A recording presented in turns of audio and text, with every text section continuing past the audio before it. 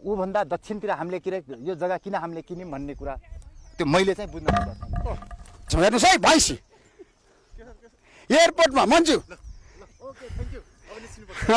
यस्तो अवस्था छ मन्जु हामी देखाइराखेका छौँ। भैँसी एयरपोर्टमा भैँसी कुदिरहेको छ। आदरणीय दर्शक हेर्नुहोस्, एयरपोर्टमा प्लेन उड्नु पर्थ्यो, प्लेन उड्दैन, भैँसी एयरपोर्ट गौतम बुद्ध अन्तर्राष्ट्रिय एयरपोर्टमा भैँसी हेर्नुहोस्, यसरी भैँसी चराइराखेको छ। हेर्नुहोस् मन्त्रीज्यू देख्नु होइन तपाईले? हो एकदमै। त्यही भएर त मैले भने नि त मलाई यो थाहा थिएन कि यो समितिमा कसरी कुरा उठाएको थियो, जुन हिसाबले समितिमा कुरा उठाएको थियो त्यो यथार्थ यहाँ आउँदै गर्दाखेरि यथार्थ चाहिँ देखियो।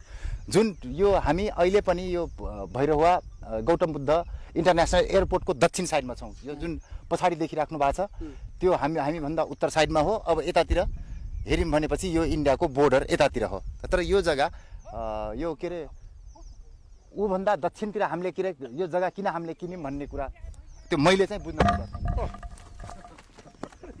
आदरणीय दर्शक हामी देखाइराखेका छौँ। हेर्नुहोस् है भैँसी एयरपोर्टमा मन्जु